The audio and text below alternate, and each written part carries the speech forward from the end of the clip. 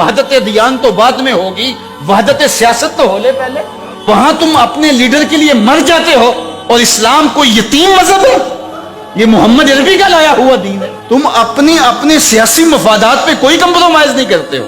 تم کہتے ہو چرچ میں نماز پڑھنے دیتے ہیں، اور وہ جوتے اتار کے نہیں جانے دیتے۔ او میاں، وہ تمہارے لیے ایک کھلونا رکھا ہے، تمہیں بہلانے کے لیے، تمہیں ورغلانے کے لیے وہ رکھا ہوا ہے۔ وہ تو چرچ فروخت کر دیتے ہیں، تو آپ مسجد فروخت کر دیں گے؟ گزشتہ دنوں پاکستان کی قومی اسمبلی کے اندر ایک مندر کی تعمیر کے حوالے سے جب بات چلی تو ایک صاحب نے کہا کہ کسی دین پر کوئی برتری حاصل نہیں ہے کہ میں مغرب میں ایک گرجا گھر میں نماز پڑھی ہے اور انہوں نے مجھے اجازت دی ہے۔ وہ تو چرچ فروخت کر دیتے ہیں، تو آپ مسجد فروخت کر دیں گے؟ وہ اپنا دین ترک کر چکے ہیں، وہ تو ان کی خواہشات کا مجموعہ ہے، تحریف راہ پا چکی ہے، اور انہوں نے ان خواہشات کے نتیجے میں جو مل بیٹھ کے فیصلہ کر لے اس میں وہ اپنی عبادت گاہ کو بیچ دیتے ہیں۔ تو کیا ہم اپنی عبادت گاہ کو بیچ سکتے ہیں؟ ہم کہتے ہیں جی وہ دیتے ہیں تو ہم بھی دے دیں؟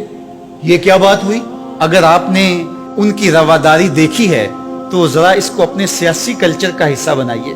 مسلم لیگ کے دفتر جو ہیں وہ تحریک انصاف کے لیے کھول دیجئے کہ آپ یہاں اجلاس کر سکتے ہیں، اور تحریک انصاف سے کہیے گا کہ وہ پیپلز پارٹی کے لیے ان کو کہیے گا کہ آپ نون لیگ کے لیے اپنے دفتر کھول دیجئے۔ وحدت دیان تو بعد میں ہوگی، وحدت سیاست تو ہو لے پہلے۔ تم سارے مسلمانوں ایک ملک کے رہنے والے ہو تو پتہ چلے جی یہ بڑے وسیع و ظرف ہیں۔ وہاں تم اپنے لیڈر کے لیے مر جاتے ہو، اور اسلام کوئی یتیم مذہب ہے؟ یہ محمد عربی کا لایا ہوا دین ہے۔ تم اپنے سیاسی مفادات پہ کوئی کمپرومائز نہیں کرتے ہو۔ یہ کیا تمہارا فلسفہ کہ انہوں نے اپنے چرچ میں اجازت دے دی تو ہم بھی دیں گے؟ میاں، ان کی غیرت اجازت دیتی ہے، ان کا دین جو خود ساختہ ہے، اور حضرت عیسیٰ کو چھوڑ کے جو انہوں نے اختیار کیا ہے ان کی تربیت ان کے نفس نے کی ہے، اور ہماری مسجد کے حوالے سے تربیت محمد عربی نے کی ہے۔ ہمیں تو یہ بتایا گیا مسجد تو مسجد رہی، مسجد کے اندر جو ٹوٹی ہوئی چٹائی ہے آپ اس کو بھی نہیں بیچ سکتے۔ باقی وہ آپ کے لیے یا دو چرچ کھول رہے ہیں اور کہیں کہ وہاں نماز پڑھیں، میں آپ کو ایک پیشکش کرتا ہوں کہ انہیں کہیں کہ تم بڑے وسیع و ظرف ہو مگر بہت کشادہ ذہن ہے، تو ہمیں مسجد کرتبہ میں نماز پڑھنے دیں۔ مسجد کرتبہ میں جو مسلمانوں کی بنائی ہوئی 10 مربع کلومیٹر پر پھیلی ہوئی مسجد، اس کے باغات، اس کے احاطے، اس کے متعلقات اگر شامل کریں، حمام شامل کریں، تو 10 مربع کلومیٹر پر وہ مسجد، اور 1400 ستونوں پر پھیلی ہوئی مسجد کا حال۔ اللہ اکبر! جب رات ہوتی تو اس زمانے کے اندر 7,500 مشعلیں اس مسجد میں چراغاں کرتی، 30 فٹ اونچا اس کا چھت ہے، اور آج بھی وہ دیکھنے کے قابل ہے۔ اقبال نے بے ساختہ وہاں جا کے کہا تھا، تیرا وجود مردان خدا کی دلیل، وہ بھی جلیل و جمیل، تو بھی جلیل و جمیل۔ تو وہ مسلمانوں نے بنائی ہوئی، 800 سال مسلمانوں نے اندلس میں حکمرانی کی، اب وہ مسجد مسلمانوں کی تعمیر کرتا وہاں موجود ہے، اور گرجا گھر میں تبدیل کر دی گئی۔ 2008 میں مقامی مسلمانوں نے پوپ کو درخواست دی کہ جس رواداری کی، مذہبی رواداری کی آپ بات کرتے ہیں، اس رواداری کو قائم کرنے کے لیے ایسا کیا جائے کہ ہمیں بھی اس مسجد میں نماز پڑھنے کی اجازت دی جائے۔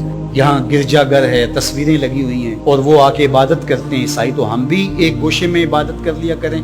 مغرب جس رواداری کا پرچار کرتا ہے اس کا عملی ظہور ہو جائے، لیکن پذیرائی نہیں بخشی گئی۔ کہاں گئے وسیع و ظرف؟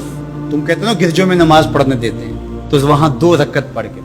2011 میں اللہ نے توفیق دی تو مجھے شوق تھا کہ میں مسجد کرتبہ دے، بچپن سے پڑھتے آئے، مسجد کرتبہ کی یادیں خیالوں میں نقش تھی۔